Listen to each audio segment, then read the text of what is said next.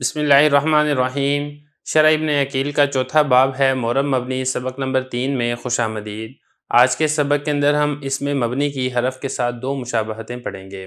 देखिए, जो दो मुशाबहतें हैं वो हमने गुज़िश्ता सबक के अंदर पढ़ ली हैं। जो दो मुशाबहतें हैं वो इंशाल्लाह हम आज के सबक के अंदर पढ़ेंगे। लेकिन मैं आपको एक बात बता दूँ, यहाँ पर ना कुछ लफ्ज़ लिखने रह गए थे। यहाँ से फ़इन्नहु इसके बाद एक लाइन थी, वो इसलिए मैंने यहाँ पर लिख दिया। नाइबुम मनाबा इज़री वलैसा बिमबनिय्यिन लितासुरिही बिल आमिली फ़इन्नहु।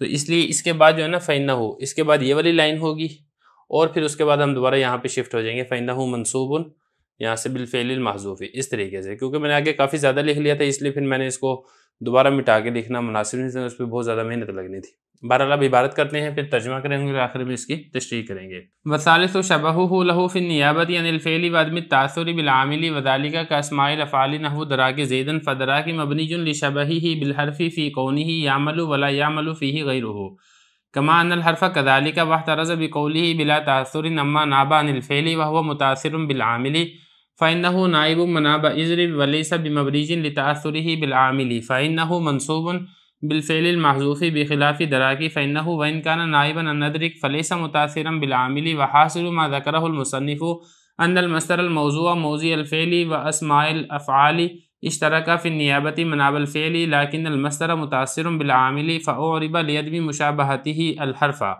व अस्माउल अफ़आलि गैरु मुतासिरतिन बिल आमिली फ़बुनियत लिमुशाबहतिहा अल हर्फ़ा फ़ी अन्नहा नाइबतुन अनिल फ़िअलि व गैरु मुतासिरतिन बिही वहाद अल्लज़ी ज़करहुल मुसन्निफ़ु मबनियुन अला अन्ना अस्माअल अफ़आलि ला महल्ल लहा मिनल इअराबी वल मसअलतु ख़िलाफ़िय्यतुन व सनज़कुरु ज़ालिका फ़ी बाबि अस्माइल अफ़आलि वर्राबिउ शबहुल हर्फ़ि फ़ी इफ़्तिकारिल लाज़िमी व इलैहि अशारा बिक़ौलिही व कइफ़्तिकारी उस्सिला व ज़ालिका कअस्माइल मौसूलति नहवु अल्लज़ी फ़इन्नहा मुफ़्तक़िरतुन फ़ी साइरि अहवालिहा इला सिलति फ़उश्बिहतिल हर्फ़ु फ़ी मुलाज़मतिल इफ़्तिकारी फ़बुनियत व हासिलुल बैतैनि इन्नल बिना यकूनु फ़ी सित्तति अब्वाबिन अल मुज़मरातु व अस्माउश शर्ति व अस्माउल इस्तिफ़हामी व अस्माउल इशारति व अस्माउल अफ़आलि व अस्माउल मौसूलति। तर्जुमा देख लें। और तीसरी इसम की मुशाबत होना है हरफ के साथ उसके नाइब होने से, फ़ेल से और उसके आमिल का असर कबूल ना करने से। और वो ऐसे है जैसे कि अस्माए फ़ाल है, जैसे कि दरा की ज़ैदन। अब ये दरा की मबनी है इसलिए कि इसकी हरफ के साथ मुशाबत है, इस एतबार से कि ये अमल करता है और इसमें इसका गैर अमल नहीं करता है, जैसा कि हरफ भी इसी तरीके से है।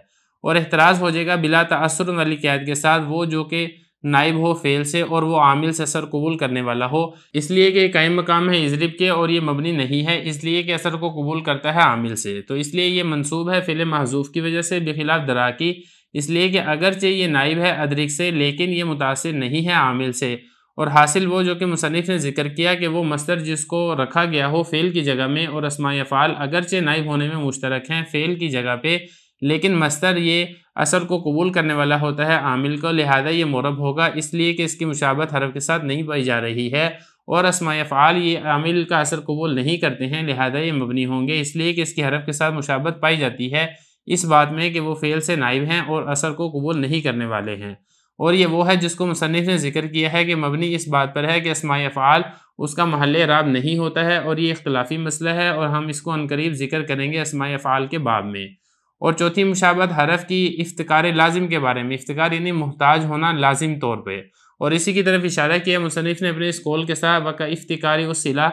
और ये जैसा कि अस्माए मौसूला हैं, जैसा कि अल्लज़ी, अब ये मुहताज है अपनी सारी हालतों में सिला की तरफ, लिहाजा इसकी मुशाबत होगी हरफ के साथ मुहताज होने के लाजिम होने में, लिहाजा ये मबनी होंगे। और दोनों शेरों का हासिल और ख़ुलासा ये है कि मबनी होना ये 6 अबवाब में होता है, ज़मीरों में, अस्माए शर्त में, अस्माए इस्तिफ़हाम में, अस्माए इशारा में, अस्माए अफ़आल में और अस्माए मौसूला में। इबारत हो गई है, तर्जुमा हो गया है। अब चलते हैं इसकी तशरीह की तरफ। देखें, बात यहाँ पर ये चल रही थी कि जो इसमें मबनी है उसकी मुशाबत होती है हरफ के साथ, जिसकी वजह से वो मबनी कहलाता है। लेकिन यहाँ पे मुशाबत किस तरीके से होती है, वो दो मुशाबतें हमने गुज़िश्ता सबक के अंदर पढ़ ली थी जो कि पहले शेर से रिलेटेड थी। अब जो दो मुशाबहतें हैं वो हम आज के सबक के अंदर पढ़ेंगे। तो खुलासा कलाम ये है कि कुल 4 एतबार से इसमें मबनी की हरफ के साथ मुशाबत होती है। इन चारों में से कोई भी मुशाबत पाई जाएगी तो फिर वो इसम मबनी होगा, वो मुरब नहीं होगा। जो कि दो मुशाबतें इस दूसरे शेर के अंदर जिक्र की गई हैं। लेकिन पहले आप तशरीह समझ लें, फिर इंशाल्लाह उसके बाद जो शेर की इबारत है हम इंशाल्लाह उसको भी हल करेंगे। फरमा रहे हैं कि जो इसम मबनी है वो हरफ के साथ मुशाबत होता है इस एतबार से कि जिस तरीके से हरफ वो फ़ेल का नाइब होता है और आमिल का असर कबूल नहीं करता है, बिल्कुल इसी तरीके से इसमें मबनी वो भी फ़ेल का नाइब होता है लेकिन आमिल का असर कबूल नहीं करता है। और अगर फ़ेल का नाइब तो हो लेकिन आमिल का असर कबूल कर ले तो फिर इसकी मुशाबहत नहीं होगी हरफ के साथ और ये मबनी भी नहीं होगा।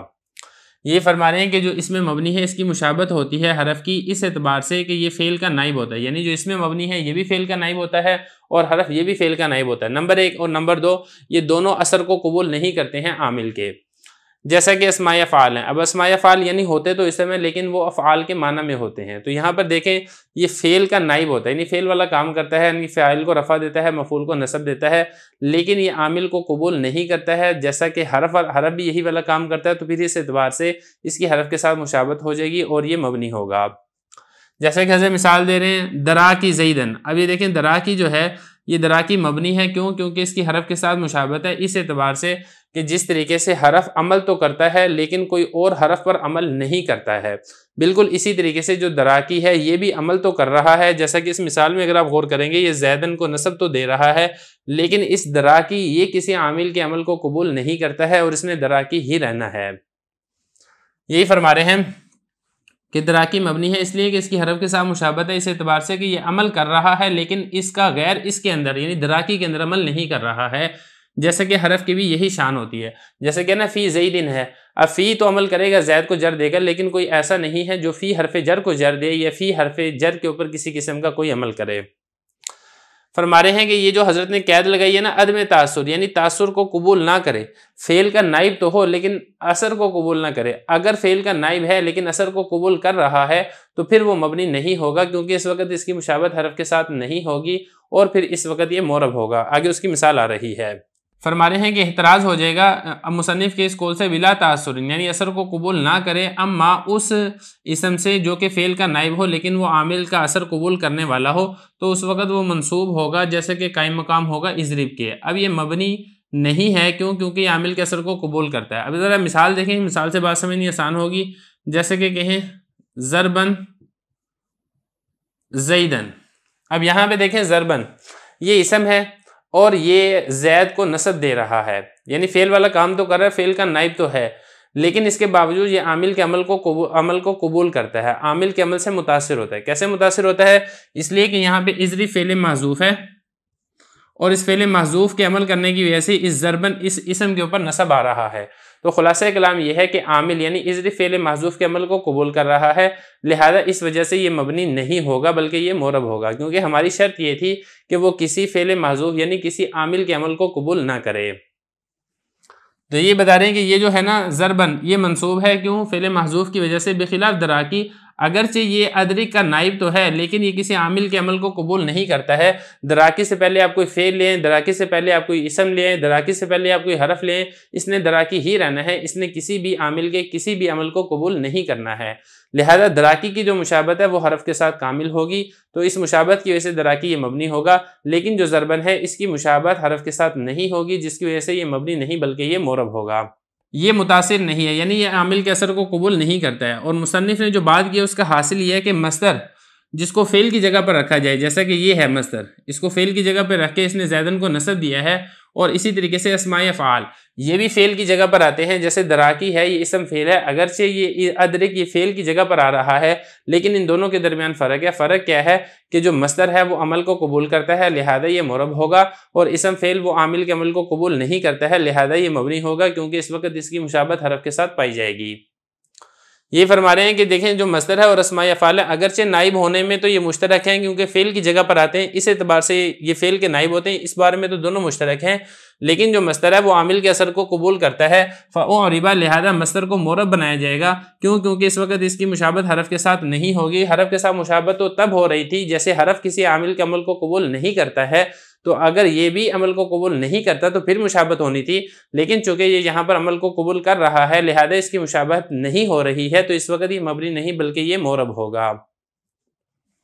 फरमा रहे हैं क्योंकि इसकी मुशाबत हरफ के साथ नहीं पाई जा रही, और अस्माए अफ़आल चूंकि आमिल के असर को कबूल नहीं करते हैं लिहाजा ये मबनी होंगे, क्योंकि इस वक्त इसकी हरफ के साथ मुशाबत होगी इस एतबार से जैसे कि हरफ ये फ़ेल का नाइब होता है और फ़ेल के असर को कबूल नहीं करता है। ये मुसन्निफ ने जिक्र किया है कि मबनी इस बात पर है जैसा कि अस्माए अफ़आल इसका महल एराब नहीं है, यानी ये मोरब की जगह पर नहीं होते हैं, ये एराब को कबूल नहीं करते हैं। अच्छा, अब यहाँ पे एक मसला इख्तलाफी है कि जो हज़रत ने मिसाल जिक्र की है दराकी इसम फ़ेल और हज़रत ने इस बारे में ये जिक्र किया है कि ये मबनी है, इसका इराब के अंदर कोई महल कोई जगह नहीं है। इराब के अंदर जिसकी महल कोई जगह होती है वो मोरब होता है। आया ये मोरब है या मबनी है, इसका महल इराब है या नहीं है, तो ये एक इख्तिलाफी मसला है। इसमें कुल 3 मज़ाहिब हैं। वो इंशाल्लाह हज़रत फरमा रहे हैं कि जो अस्माए अफ़आल का जब बाब आएगा इस इख्तिलाफी मसले को हम इंशाल्लाह वहाँ पर वाज़े करेंगे। फरमा रहे हैं कि मबनी है इस बात पर कि अस्माए अफ़आल इसका महल इराब नहीं है, और ये इख्तिलाफी मसला है। हम आन करीब इस मसले को अस्माए अफ़आल के बाब में जिक्र करेंगे। ये तो होगी तीसरी मुशाबहत, यानी फ़ेल के नाइब हो और फ़ेल का नाइब हो और किसी आमिल के असर को कबूल ना करने वाला हो। चौथी मुशाबहत, पहले इस तीसरी मुशाबहत को देख लें, बात समझनी आसान हो जाएगी। वक़ नियाबतिन अनिल फ़ेली, और जो इसम है वो भी फ़ेल का नाइब होने वाला हो, बिला तासुरिन, बगैर किसी आमिल के असर को कबूल करते हुए, तो इस एतबार से भी जो इसम इसमें मबनी है इसकी भी हरफ के साथ मुशाबहत होगी और ये मबनी होगा। अब चौथा देखें, हरफ की मुशाबहत होती है इफ्तिकार लाजिम में। इफ्तिकार लाजिम क्या होता है? इफ्तिकार कहते हैं मोहताज होना, और लाजिम कहते हैं लाजिम तौर पर मोहताज होना, यानी जो किसी भी हालत में ये मोहताजी जुदा और अलग ना होने वाली हो। अगर कोई इसम है ये भी मोहताज होने में हरफ के साथ ऐसे ही मुशाबहत रखेगा जिस तरीके से हरफ ये मोहताज होता है, और मोहताज होना ये ऐसा होता है जो इसको लाजिम होता है, कभी भी इससे जुदा नहीं होता है। अगर इसम भी ऐसा ही मोहताज हो तो इसकी मुशाबहत होगी हरफ के साथ, और ये जो इसम है ये भी उस वक्त मबनी होगा। जैसे आप देखें ना कि जो हरफ है वो माना बयान करने में माकबल और माबाद का मोहताज होता है। अगर हरफ के साथ माकबल माबाद कुछ भी ना लगा हो तो फिर हरफ का माना वाज़े नहीं होता है, मतलब समझ में नहीं आता है। जैसे कि मैं कहूँ ना फ़ी, अब ये जो फ़ी हरफ है लेकिन इसका माना कुछ भी नहीं समझ में आएगा जब तक आप इसका मजरूर जिक्र नहीं करेंगे। और इसी तरीके से अगर कोई इसम ऐसे है जो अपना माना बयान करने में किसी गैर का मोहताज होगा तो इसको इफ्तिकार लाजिम कहा जाएगा। इफ्तिकार लाजिम में ये हरफ के साथ मुशाबहत इख्तियार रखेगा तो जिसकी वजह से ये मबनी हो जाएगा। जैसे कि हज़रत इसकी मिसाल दे रहे हैं इसम मौसूल। अब इसम मौसूल अगरचे वो इसम है लेकिन अपने माना बयान करने में सिला का मोहताज होता है, जब तक उसके साथ सिला नहीं आता है इसम मौसूल अपना माना नहीं बयान कर सकता है। तो इस एतबार से चूंकि गैर की तरफ एहतियाजी है और एहतियाजी ऐसी है जो इसको लाजिम है, किसी भी हालत में इससे जुदा नहीं होती है, तो इस एतबार से इसकी मुशाबहत पाई जा रही है हरफ के साथ, और ये मबनी होगा और ये मोरब नहीं होगा। ये फरमा रहे हैं कि हरफ की मुशाबहत होती है इफ्तिकार लाजिम में, और इसी की तरफ इशारा किया मुसन्निफ ने इस बात की तरफ का इफ्तिकारी उस सिला जो है ना, उस सिला मुतासिल ये लाजिम के माना में, यानी जो किसी भी हालत में उससे जुदा ना होता हो। और ये ऐसे है जैसे कि अस्माए मौसूला, जैसे कि अल्लदी है। अब ये मोहताज है अपने तमाम हालतों में सिला की तरफ, चाहे ये फ़ाइल वाक़या हो रहा हो, चाहे ये मफ़ूल वाक़या हो रहा हो, चाहे ये मजरूर वाक़या हो रहा हो, इसको हर हालत के अंदर सिला की ज़रूरत होती है। सिला की तरफ ये मोहताज होता है, सिला के बगैर इसका माना दुरुस्त नहीं होता है। लिहाजा इसकी हरफ के साथ मुशाबहत होगी एहतियाजी के लाजिम होने में। जिस तरीके से जो हरफ है वो लाजमी तौर पर किसी न किसी चीज़ का मोहताज होता है, इसी तरीके से ये भी मोहताज है, तो लिहाजा हरफ की मुशाबहत की वजह से ये मबनी होगा। फ़बूनियत, लिहाजा इसम मौसूल को हम मबनी करार देंगे। तो हासिल कलाम खुलासा क्या निकलेगा दोनों शेरों का? खुलासा कलाम ये है कि जो मबनी होगा वो 6 अबवाब में होगा। नंबर 1 ज़मीर में, नंबर 2 अस्माए शर्त में, नंबर 3 अस्माए इस्तिफ़हाम में, नंबर 4 अस्माए इशारे में, और नंबर 4 अस्माए अफ़आल में, और नंबर 6 अस्माए मौसूला में। अगर आप बात करेंगे ना यहाँ पे, तो जो आज ये जो दूसरे वाला शेर है कनियाबतिन अनिल फ़ेली, इसके अंदर तो हो गया अस्माए अफ़आल आगे हैं और इसके अंदर आगे हैं अस्माए मौसूला। जो ऊपर वाला शेर है इसके अंदर क्या आ गया था? इसके अंदर ज़मीरें आ गई थी, जैसा कि जीता नाम में ताज़मीर है, नून अलिफ नाज़मीर है। और इसी तरीके से अस्माए शर्त आ गए थे मता के अंदर, और अस्माए इस्तिफ़हाम भी आ गए थे मता के अंदर, और अस्माए इशारा आ गया था हुना के अंदर। तो यहाँ तक 16 और 17 नंबर शेर की मुकम्मल तशरीह हो चुकी है।